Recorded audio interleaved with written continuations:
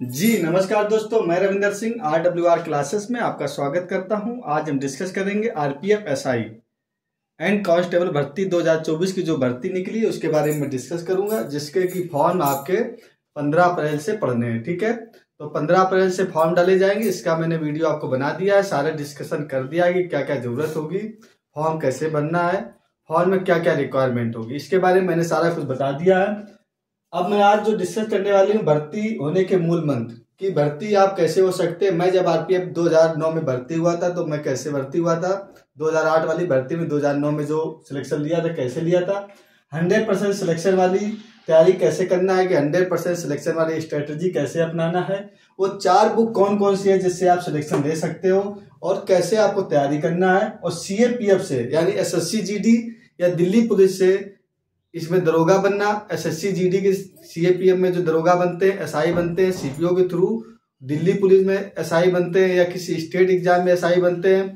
RPF में SI बनना, दरोगा बनना कैसे आसान है और कैसे सिंपल है, या कांस्टेबल में आरपीएफ में कांस्टेबल में जाना एसएससी जीडी से कैसे आसान होगा, ये मैं सारी डिस्कस आपके इधर करने वाला हूँ। तो वीडियो शुरू करने से पहले आप लोगों से गुजारिश होगी कि हमारे पीडीएफ नोट्स, मेरा टेलीग्राम चैनल RWR क्लासेस में जाकर मेरे पीडीएफ नोट्स, करंट अफेयर्स के पीडीएफ नोट्स और पॉलिटी के पीडीएफ नोट्स आप पा सकते हैं।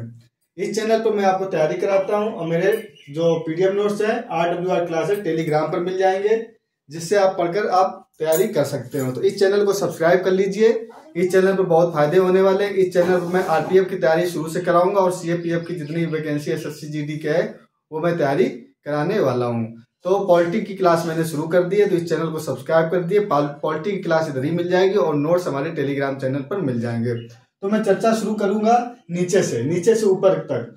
तो सीएपीएफ में आसान मतलब क्यों है भर्ती लेना, मतलब आरपीएफ में क्यों आसान हो जाता है सीएपीएफ के मुकाबले।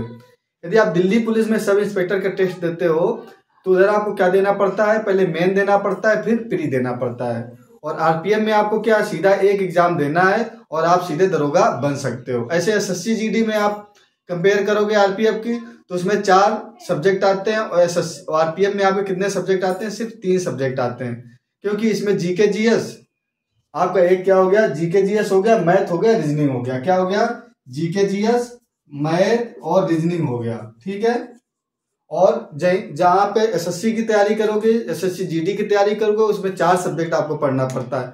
मैथ पढ़ना पड़ता है, जीके जीएस पढ़ना पड़ता है, एसएससी और आपको रीजनिंग पढ़ना पड़ेगा। उसके साथ इंग्लिश वालों को इंग्लिश और हिंदी वालों को हिंदी पढ़ना पड़ेगा। तो 4 सब्जेक्ट पढ़ना पड़ता है।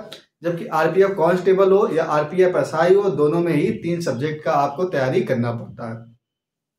दूसरी, दरोगा बनने के लिए आप डायरेक्ट 2 स्टार पा सकते हो सिर्फ एक रिटर्न निकालकर। कहीं भी ऐसा प्रोसेस नहीं, सिर्फ आरपीएफ में ऐसा प्रोसेस है कि आप एक टेस्ट देके थोड़ा नॉर्मल सिलेबस होने के बावजूद भी आप क्या डायरेक्ट एसआई बन सकते हो। और बहुत बढ़िया नौकरी है जो आरपीएफ दरोगा की नौकरी है, वो बहुत बढ़िया नौकरी है, बिल्कुल रिलैक्स। आरपीएफ एसआई से नौकरी, एक एसआई से कंपेरिजन करोगे स्टेट पुलिस से, दिल्ली पुलिस से 1000 गुना बेटर है। कैसे, क्योंकि इसमें आराम बहुत है, टाइमिंग है, इस टाइम से आपको ड्यूटी करना है, इस टाइम तक, उसके बाद आपको कोई टेंशन नहीं है। वहीं स्टेट का देखोगे या दिल्ली पुलिस का देखोगे तो बहुत ज्यादा टेंशन होने वाला है। ठीक है, तो कैसे आसान है, इसमें सिलेबस लिमिटेड होता है। आरपीएफ में एक एग्जाम आपको देना पड़ता है, आरपीएफ एसआई में। कांस्टेबल में भी देखा जाए किसी से कंपेरिजन करोगे तो एक सब्जेक्ट आपको कम पढ़ने पड़ता है, इसलिए आपको क्या है सीएपीएफ से आसान है, आरपीएफ में सिलेक्शन लेना बहुत आसान है। ठीक है, अब मैं कैसे करना है तैयारी, वो कौन 4 बुकें हैं जिस 4 बुकें पढ़कर आपको तैयारी कर सकते हो। जैसा कि मैंने आपको बताया कि इसमें से 3 सब्जेक्ट आने हैं, जीके जीएस, रीजनिंग और मैथ। तो मैं मैथ से शुरू करता हूं। मैथ आप पहले क्या करो, एक प्रैक्टिस सेट ले लो, जो आरपीएफ के पहले के क्वेश्चन पेपर हैं, आप एक प्रैक्टिस सेट किसी भी आप पब्लिकेशन का ले सकते हो जिसमें रेलवे लिखा हो। उसके साथ एक मैं बुक आपको प्रिपेयर करूंगा, आप आर्यस अग्रवाल ले सकते हो या राकेश यादव सर की मैथ की बुक लग सकते हो। उसके अकॉर्डिंग आपको प्रिपरेशन करना, मैथ का क्वेश्चन सॉल्व करना, तो एक बुक आपकी हो गई। अब क्वेश्चन सॉल्व पेपर और उसको अलग अलग नहीं बताएंगे, या आप सिर्फ आर्यस अग्रवाल या राकेश यादव को जो पीछे क्वेश्चन दिए गए होते हैं उनको सॉल्व कर लीजिएगा, आपकी मैथ की तैयारी 100% हो जाएगी। अब दूसरी बुक मैं चर्चा करूंगा रीजनिंग की। तो रीजनिंग का आप अरिहंत का बुक ना लेके रेलवे की कोई भी प्रकाशन का बुक जो आता है, जिसमें क्या देते हैं पीछे एक सॉल्व क्वेश्चन देते हैं, केवल वही आपको सॉल्व करना है। रीजनिंग की कोई भी बुक आप लीजिए। अब मैं जीके जीएस की तरफ पढ़ूंगा तीसरी बुक। जीके जीएस में आपके 2 पार्ट हो जाएंगे। जो मेन पार्ट आपका रहेगा, एक जीके जीएस का रहेगा, दूसरा आपका करंट का रहेगा। तो करंट जी आप कहाँ से पढ़ेंगे, करंट के बारे में मैं आपको डिस्कस कर देता हूँ। करंट के मैं हैंड रिटन नोट्स आपको डेली अपने टेलीग्राम चैनल पर डाल रहा हूँ, वो ले लीजिएगा। और जितना मैं सुबह 18 से 20 मिनट में रिवीजन कराता हूँ कुमार गौरव सर की क्लास का, तो कुमार गौरव सर की क्लास से आप पढ़ लीजिए, या तो मैं उन्हीं का सेम हैंड रिटन नोट्स लिख के आपको रिवीजन कराता हूँ, फिर पीडीएफ नोट्स देता हूँ, या 15-16 मिनट में मेरे क्लास आप अटेंड कर लीजिए इसी यूट्यूब चैनल पर। तो इस चैनल को आप सब्सक्राइब जरूर कर लें, जिससे कि आपको क्लास मिलती रहे। तो करंट अफेयर्स का क्वेश्चन आपका एक भी बाहर जाने वाला नहीं है। अब जीके जीएस की मैं आपको बताऊं तो एक खान सर की आती है 27,000 करके। तो 27,000 उसमें क्वेश्चन होते हैं, पीछे क्या दिया होता है, सोल्यूशन दिया होता है, उसको आप जरूर ले लें।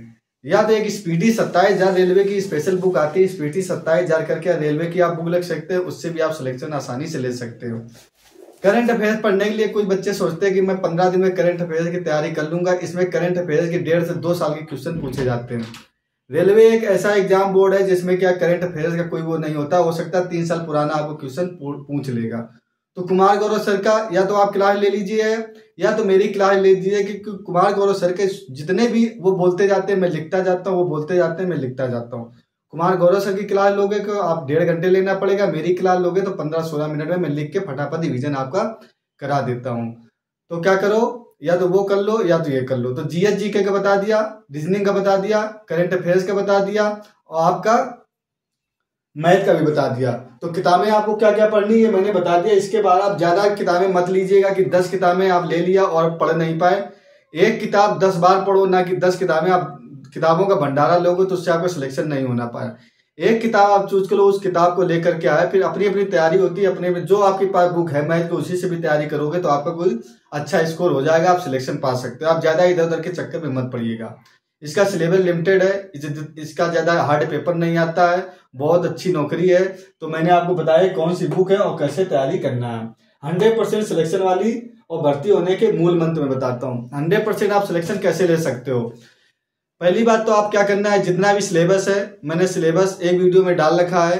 सिलेबस आपको दोबारा मैं अपने टेलीग्राम चैनल पर डाल दूंगा, तो सिलेबस एक बार जरूर आप देख लीजिएगा कि कौन कौन से टॉपिक हमारे आरपीएफ एसआई में पूछे जाएंगे। जो बच्चे एसआई का फॉर्म डालने वाले एसआई में, जो बच्चे कांस्टेबल में फॉर्म डालने वाले कांस्टेबल में, आप उसका क्या करिएगा, पहले आप उसका सिलेबस जरूर देख लीजिएगा। सिलेबस नहीं देखोगे तो आप तैयारी करते रहोगे, आपका सिलेक्शन 100% आप रिजेक्ट हो जाओगे, आप बाहर हो जाओगे।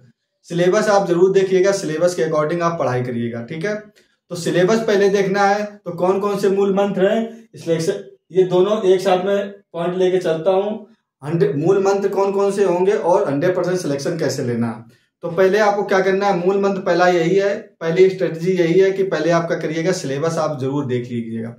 देख नहीं लीजिएगा, सिलेबस आपको टॉपिक रटे होना चाहिए। एक A4 साइज पेपर में रीजनिंग के लिखिएगा टॉपिक, एक में जीके जीएस की लिखिएगा, दूसरा एक में आप मैथ की लिखिएगा। कौन कौन से टॉपिक आने हैं वो आप अपने सामने चपका, जहां आप पढ़ते हो टेबल में दीवार में वो चपका लीजिएगा, 2-3 बार 5 बार उसको पढ़ लीजिएगा। तैयारी शुरू करने से पहले आप सिलेबस जरूर पढ़िएगा, वही टॉपिक पढ़िएगा जो टॉपिक आपका आना है। मानता हूं 10% क्वेश्चन आपके हार्ड आएंगे, सिलेबस से नहीं मिलेंगे, पर होते तो वो सिलेबस से हैं, पर उसके बावजूद बोलते हैं आउट ऑफ सिलेबस। तो सिलेक्शन आपको कितने परसेंट में होना है, 70 से 75% में सिलेक्शन होना है। आप 100% नंबर मत लाइए, किसी का आपको ज्ञाता नहीं बनना। आपको एक सरकारी नौकरी, आरपीएम में कांस्टेबल या आरपीएम में एक आपको 2 स्टार लाना है, दरोगा बनना, उतनी आप तैयारी करिएगा। तो 70 से 75% आप नंबर ले आओगे, आपका सिलेक्शन 100% हो जाएगा। तो 90% बचे, 90% आप पढ़ के जाइएगा। तो 100% मत पढ़िएगा, 90% सारे टॉपिक जो आपको टॉपिक दिमाग से बिल्कुल आउट ऑफ सिलेबस से नहीं चढ़ रहा उसको छोड़ दीजिएगा। 90% आप पढ़ के जाइए तो 80% आप करके आओगे तो 75% नंबर आपके ड्यूट से हो जाएंगे। मैं कभी पूरे टॉपिक, मैंने नौकरी पाई 6 से 7 बार, मैंने कभी सारे टॉपिक नहीं पढ़े। मैं रियलिटी सच बता रहा हूँ, मैं पूरे टॉपिक नहीं पढ़ता हूँ। 80 से 90% टॉपिक पढ़ता हूँ, 10% टॉपिक जो सिलेबस समझ में नहीं आ रहा मैं उसको छोड़ देता हूँ, ठीक है। दूसरा पॉइंट क्या है, जो आपको समझ में नहीं आ रहा उसको अभी आप पढ़िएगा 2 बार 3 बार, लास्ट टाइम पे आप उस पर टाइम ज्यादा वेस्ट मत करिएगा, ठीक है। आपको क्या पढ़ना है क्या नहीं पढ़ना। तीसरा पॉइंट, क्या नहीं पढ़ने से ज्यादा इंपॉर्टेंट है क्या नहीं पढ़ना है। जो पढ़ना है वो तो पढ़ना है, क्या नहीं पढ़ना है ये सबसे ज्यादा इंपॉर्टेंट हो जाता है। वही पढ़िए जो आपको टॉपिक में आना है, उसी से आपका सिलेक्शन होगा। आप उल्टी पुल्टी चीजें पढ़ते रहोगे, उससे आपका सिलेक्शन नहीं होना है। सबसे ज्यादा इंपॉर्टेंट क्या हो जाता है, क्या आपको नहीं पढ़ना है, वो पढ़ना है जो आपके एग्जाम में आना है, जो आपके सिलेबस में दिया गया है। बच्चे क्या करते हैं, 80% बच्चे क्या करते हैं, वो पढ़ते रहते हैं जो एग्जाम में नहीं आना है। किसी वीडियो देख लिया, बोला आरपीएफ का वीडियो चल रहा है, एसएससी का वीडियो चल रहा है, पढ़ने बैठ गए। आप किसी एक टीचर को पकड़िएगा, उसी टीचर से पढ़िएगा, आपके सिलेक्शन 6 महीने 1 साल में सिलेक्शन 100% होगा। जो बच्चे इधर उधर भागते रहते हैं, इस कोचिंग को उस कोचिंग को, ये हो गया तीसरा। चौथा मूल मंत्र क्या, मैंने 4 मूल मंत्र जो लिखे हैं, 4 बुक और 4 मूल मंत्र, ठीक है। 4 मूल मंत्र में आपका क्या होगा, चौथा मूल मंत्र ये आपकी सेल्फ स्टडी पर भरोसा रखिए, ठीक है। एक मूल मंत्र में 5वां मूल मंत्र और लूंगा। चौथा मूल मंत्र क्या है कि आप इधर उधर के ज्यादा मत भटकिएगा। आपके पास बुक है, किताब है, सफिशिएंट टाइम है। हाँ मानता हूं मैं तो रीजनिंग का आपको थोड़ा सा सभी का थोड़ा थोड़ा गाइडलाइन लेना पड़ेगा, तो एक भी आपका किसी से भी ले लीजिएगा। यूट्यूब में सारा मैटर पड़ा हुआ है, किसी एक टीचर को पकड़िएगा। जैसे पॉलिटी की क्लासें मैंने देना शुरू कर दिया, पॉलिटी आप एक भी क्वेश्चन हमारे से बाहर नहीं जाएगा, रीजनिंग का एक भी क्वेश्चन बाहर नहीं जाएगा। इसके बाद मैं हिस्ट्री करूंगा, इसके बाद मैं आपका करंट अफेयर की क्लास दे रहा हूँ, ज्योग्राफी करूंगा, तो मैं आपका जीके जीएस का सिलेबस आपका कंप्लीट करा दूंगा। तो आप मुझे ही पकड़ लीजिएगा, तो आपको कहीं से भी बाहर पढ़ने की जरूरत नहीं है। दूसरा, आपके पास जो सेल्फ स्टडी है, आप नोट्स जरूर बनाइएगा। जैसे मैं आपको, जो बच्चे नोट्स नहीं बना सकते, मैं 100 नोट्स आपको प्रोवाइड करता हूँ, उससे आप पढ़ सकते हो। नहीं तो मैं आपको सलाह देता हूँ, आप खुद अपने नोट्स बनाइएगा, अपने नोट्स से पढ़ोगे, उसका आनंद अलग है। आपको फंडा क्लियर होगा, बार बार पढ़ने की आदत पड़ेगी, लिखने की आदत पड़ेगी, उससे क्या आपका सिलेक्शन होने में बहुत ज्यादा मददगार होगा, ठीक है। तो हैंड रिटेन नोट्स पढ़िएगा। किताब में तो सारा कुछ दिया गया है, कोचिंग में तो बहुत कुछ पढ़ाया जाता है, सब कुछ पढ़ाया जाता है, पर हैंड रिटेन नोट्स किसी की मिल जाए, जैसे मैं प्रोवाइड करता हूँ, किसी और के मिल जाए, उससे पढ़ लीजिए। सबसे बड़ी बात है, अपने हैंड रिटेन नोट्स बनाइए, ठीक है। अपने हैंड रिटेन नोट्स से और सेल्फ स्टडी से पढ़ाई करिएगा। ये हो गया आपके 4 मूल मंत्र। 5वां मूल मंत्र आपका ये रहेगा कि लास्ट टाइम पर जब 1 से 1.5 महीने बचेगा, आप कोई प्रैक्टिस सेट ले लीजिएगा, ठीक है। उस प्रैक्टिस सेट से प्रैक्टिस जरूर करिएगा। प्रैक्टिस सेट से प्रैक्टिस करने में आपको ये फायदा रहेगा कि आपका क्या जो है फंडा क्लियर हो जाएगा। दूसरा, आपका जो विश्वास है कि हाँ मैं सिलेक्शन ले सकता हूँ, वो विश्वास आपका जागृत हो जाएगा। आपने यदि एक बार खुद सोच लिया कि मैं सिलेक्शन ले सकता हूँ, मुझे एक सीट लेनी है, तो आपको कोई उससे बाहर नहीं कर सकता है, ठीक है। आपको सिलेक्शन लेने से कोई नहीं बाहर कर सकता, केवल आपको एक सीट चाहिए। माँ बाप का आपको सपना पूरा करना है। आपके माँ बाप का जीवन जो भले ही गरीबी से गुजरा है, पर आप उनका जीवन, आगे का जीवन अमीरी में गुजार सकते हो। एक अच्छा जीवन अपना भी, अपने माँ बाप का, अपने परिवार का अच्छा जीवन व्यतीत कर सकते हो।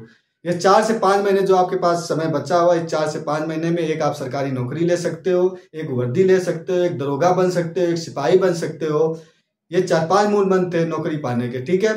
नौकरी आप अपने में सोच लोगे तो आपको नौकरी जल्दी मिल जाएगी। दूसरे के कहने से मोटिवेट आप 2 दिन रहोगे, 3 दिन रहोगे, आप अपने माँ बाप का हालात समझिए, टाइम पास मत करिएगा, आपको नौकरी निश्चित मिलेगी। वीडियो आपको अच्छा लगा हो तो लाइक और शेयर करना ना भूलें। Okay, thank you for watching.